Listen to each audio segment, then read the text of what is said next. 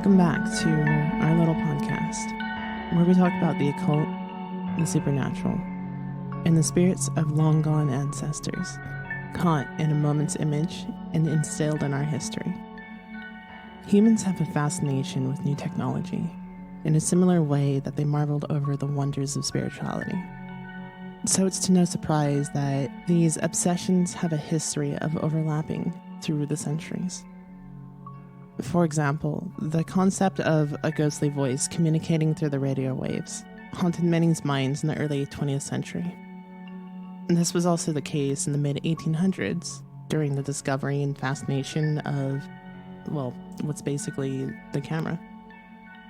There's over 100 years of history of being able to save and instill images permanently or semi-permanently.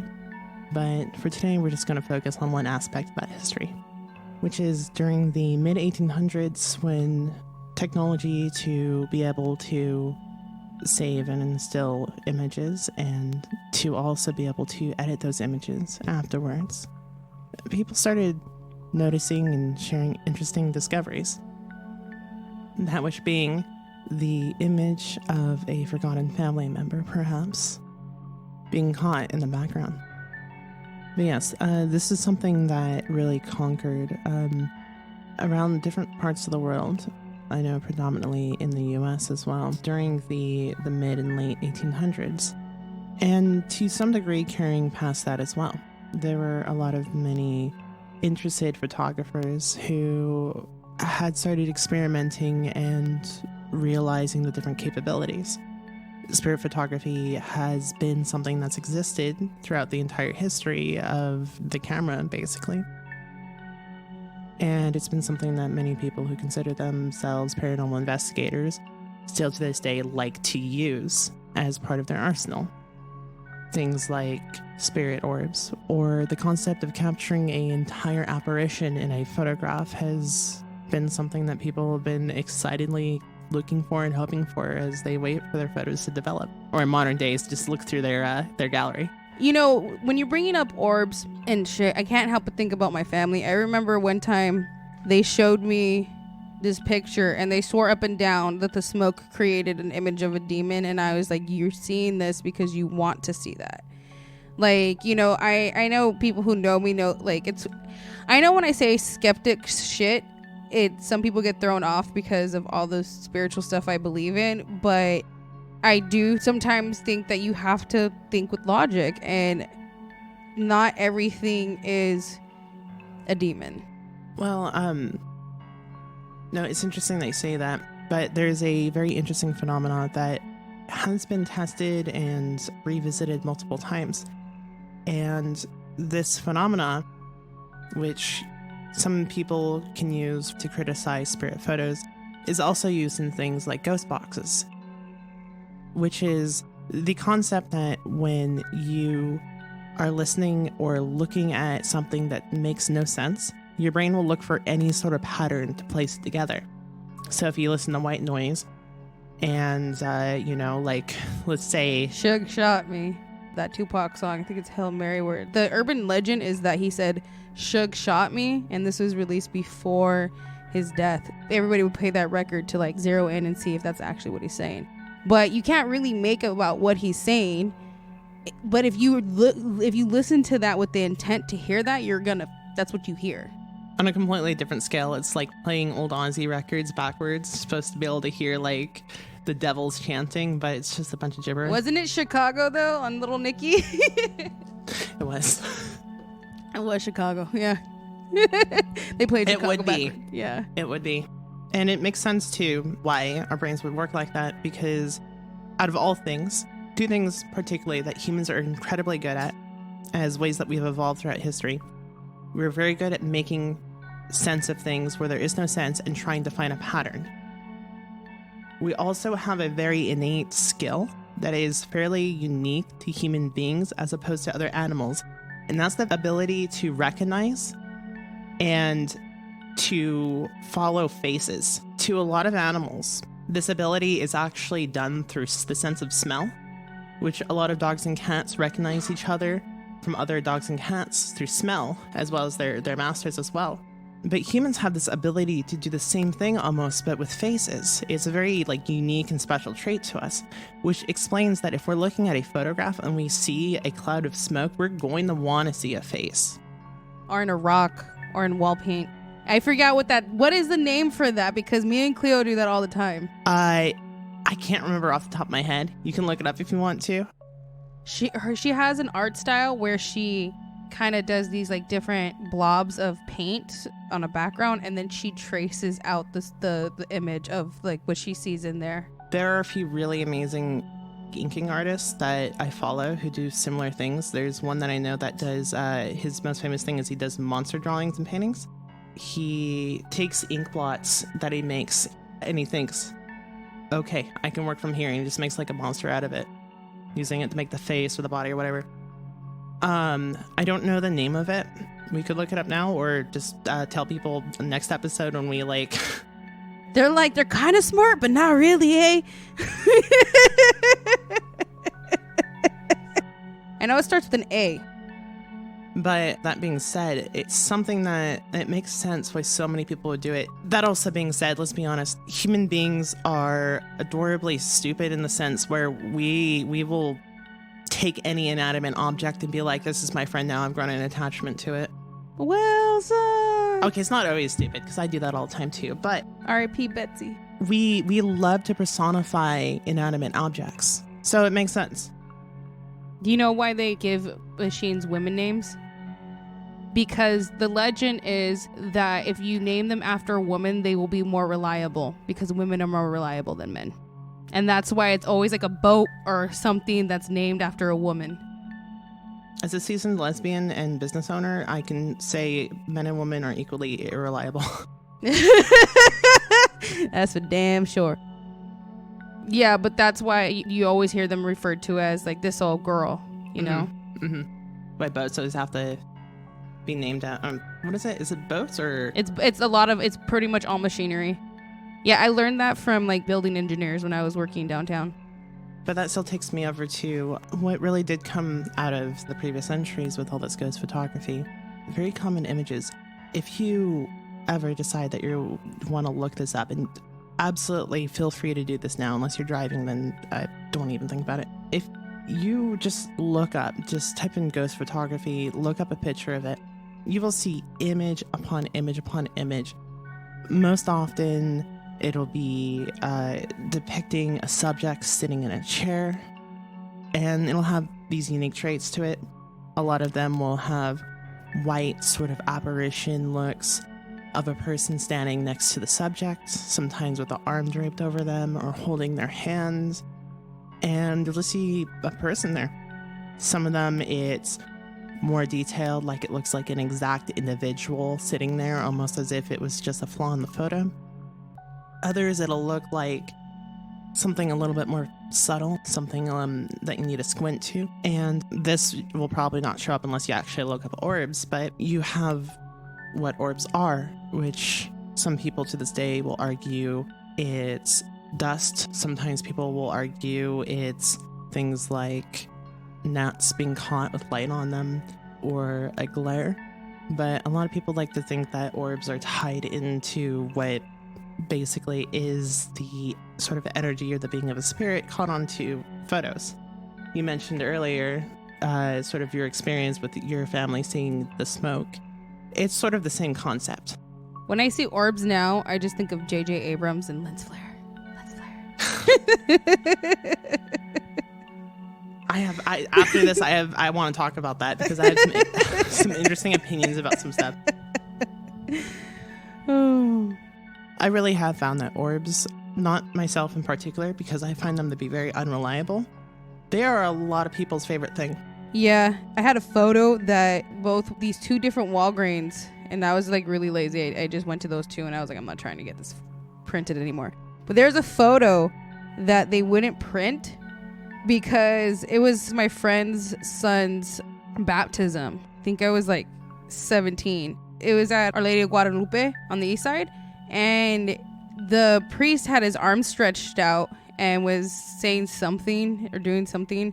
And there was a streak of light coming from the dude's mouth that just kind of looked like he was like a dragon, and I thought it looked really cool, and the negative looked really cool, and I was like, where is that, right? Because I was looking at the negatives, and they wouldn't print it out because they felt uncomfortable by that image. I thought it was stupid.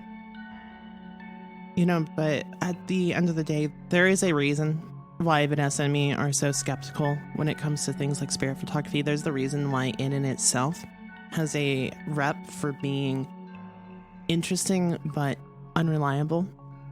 And it really all goes down to certain people, very famous, very interesting people like William Mulmer.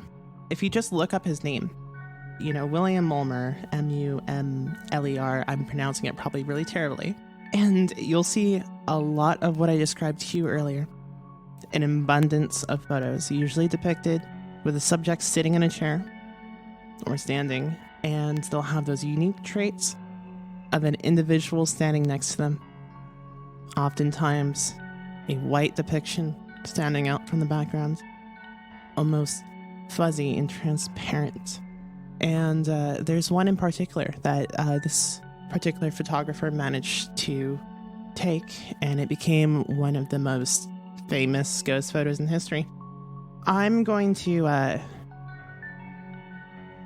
show you this, Vanessa, through the brilliant and wonderful form of social distance. Even though we're sitting about 3 feet away from each other, I'm going to send it to you in Discord. And I want you to describe what you're looking at to me. Looks like bad Photoshop. Actually, honestly though, on my research, I've seen this one many times. This one is one of the better ones. I have something to show you later, but this one's one of the better ones. But you agree with what I described there. You have the white fuzzy around it. This is one of the most famous ones. Mulmer had, for I believe it was a number of years, it could have been a number of months, I can check myself on this, but he was very well known for his ghost photography, to the point where his most famous photo is probably the first one that's going to show up when you look it up. It is one that depicts Mary Todd Lincoln sitting in a chair with her deceased husband, Abe Lincoln's arms draped around her shoulders. And if you even go to look up Lincoln's ghost, usually that's one of the first things that you'll see. Whenever I hear about Lincoln's ghost, the first thing I think of is the Venture Brothers. The way that Mumler had been making all of these photos, as you might be able to imagine at this point, is in the process of developing them, you are able to manipulate photos and oftentimes be able to use other negatives that you've taken or that you have access to either overlay or sometimes even draw onto the images, essentially lightening up the photos in certain places and basically fabricating and creating something that wasn't there. I believe that Mulmer is the most famous scam artist in terms of any sort of ghost photography. I mean, it's up to you if you want to say in any sort of paranormal anything, but he definitely had a reputation. I'm pretty sure at this point everything that he's done has been confirmed as being absolutely fake. And he wasn't the only one. There were a lot of people using this scam when photography was on the rise. People did not understand a lot about how photos were manipulated or developed. And so it was so easy to do what a lot of people, not everyone, and this does not speak for any paranormal communities, but a lot of people have a tendency to do throughout the centuries, which is use somebody's hopes and beliefs, especially when you have a lost loved one, to prey on them and make money.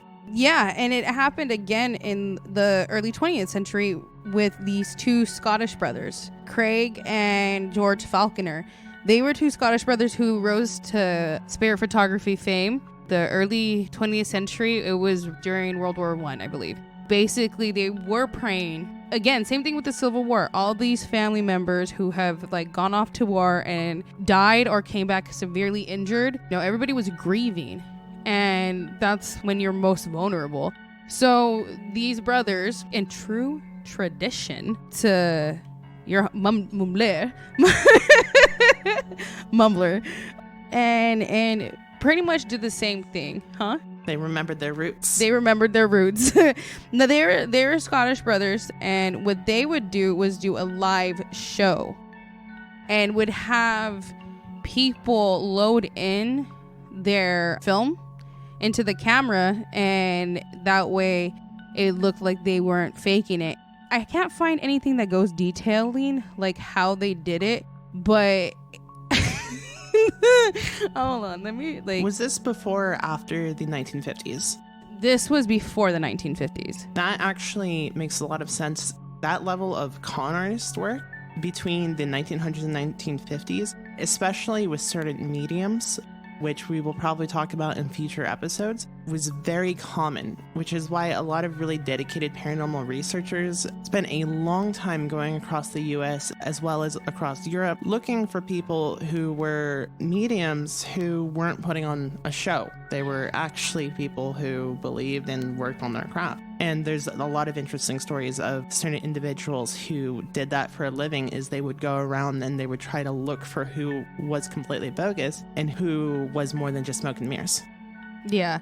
And so they try to have their legitimacy by having people take part in the live shows. It's weird because when you search them up, Craig Falconer, who's an author, pops up a lot. So you have to clear a lot of that stuff. Okay. I just sent you a picture of one of their photos.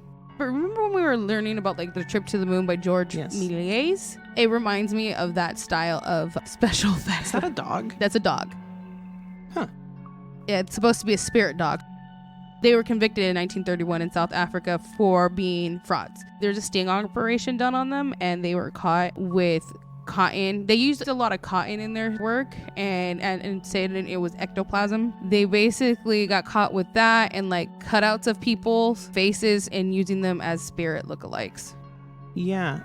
If you're interested at all in checking this photo out, Craig Falconer and the Spirit Dog. I think if you look that up, it should pop up. I can definitely see the cotton. I mean, to our developed modern eyes, you can tell that this is Well, yeah, because like in the days of the motion camera, I mean, people thought like the train was actually coming out of the theater screen to them. You know what I mean? That it was gonna they're gonna be ran over in the audience. No, I always love it where and this is a bit of a jump from topics here, but it reminds me of a lot of my friends who play a lot of video games. You'll get like these things coming out that, you know, are so detailed. You can see people sweating through their pores. And my friends are sitting there going like, oh, this game looks so ugly. But you think back to like when they were kids and like they were playing the new Grand Theft Auto games, the first like 1, 2, and 3, and they're just like, it's so realistic. Bruh, my mom gave me her old Atari. And so I thought that was the shit. That and Nintendo. I just thought they were different styles. My mom was a gamer, bruh. So, you know, to a degree, I cannot blame people for being like duped to any degree by any of these photos, because at that point, let's say back during like the 1850s when all that was happening, I'd just be shitting my pants over the fact that you managed to capture someone's image, let alone like whether it looked real or not. See, when I look at the spirit photography now, I see how that influenced late 80s, early 90s like mall photos.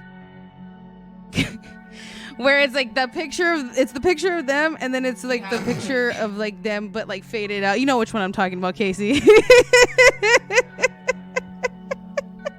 Oh, I see the other one you have here. I mean, to me, like, and once again, modern filter here, it looks a little too cheesy. Oh my god, I'm just cracking up. The cotton, I think it's the cotton is a little bit too much for me. It looks like years of abuse.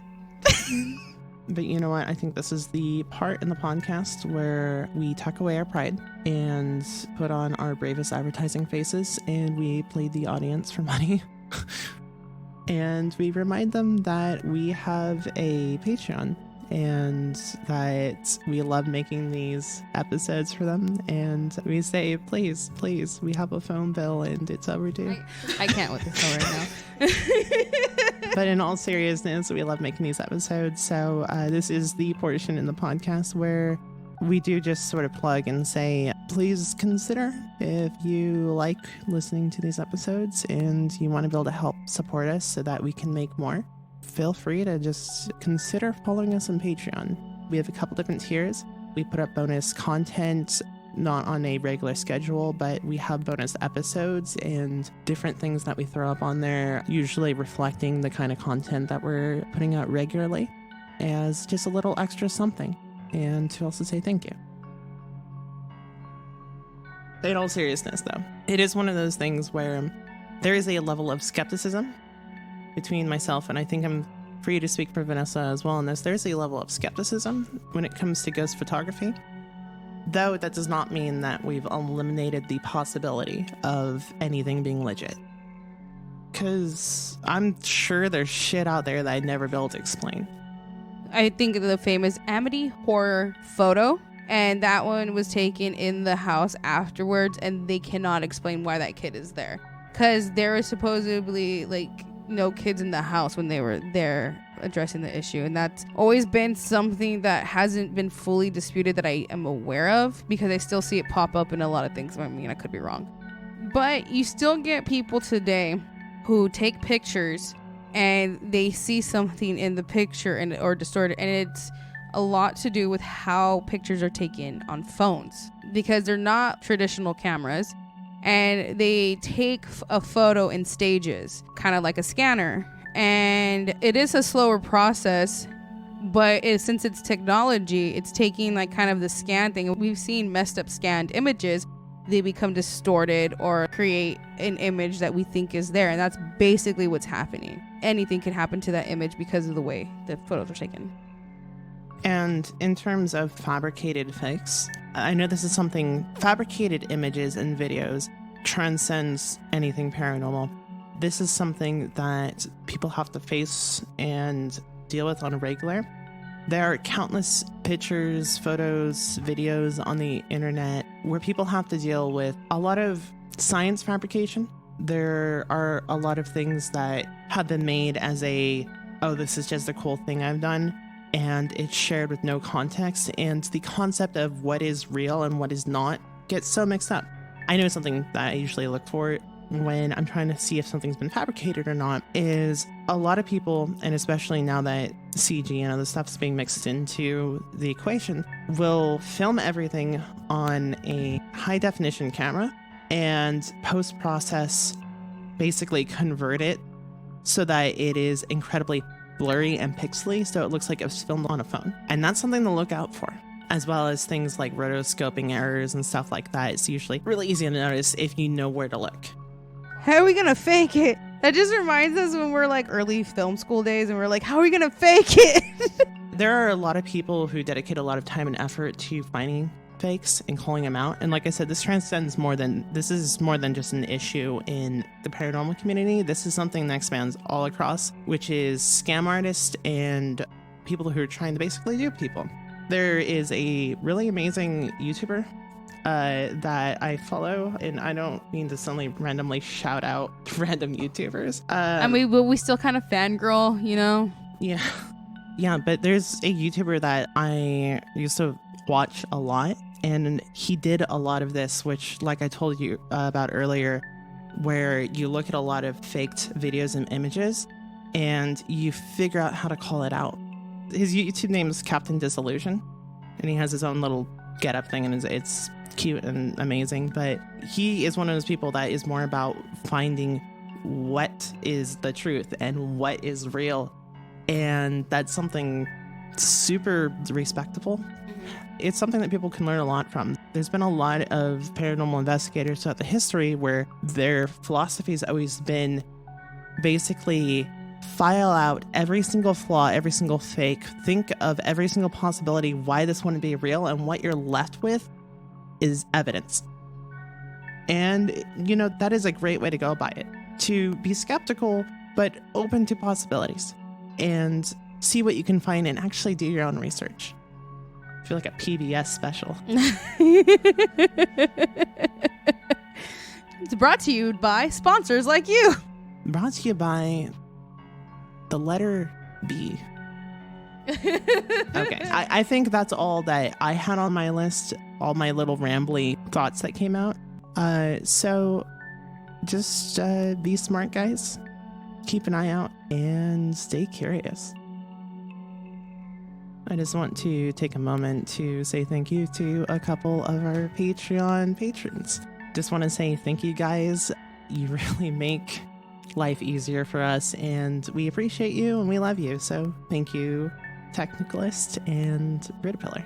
And we promise, y'all gonna get a special from us for Patreon subscription. We do have something in the works for you guys that we hope you're gonna like. Yes, we will mail you a physical kiss. Okay, no, I don't like mean a that, Hershey's but- kiss.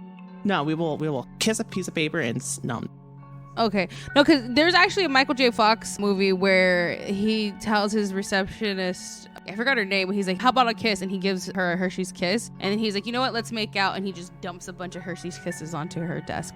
Well, there is a overly commercialized holiday coming up Mm-hmm. that maybe we can think of something.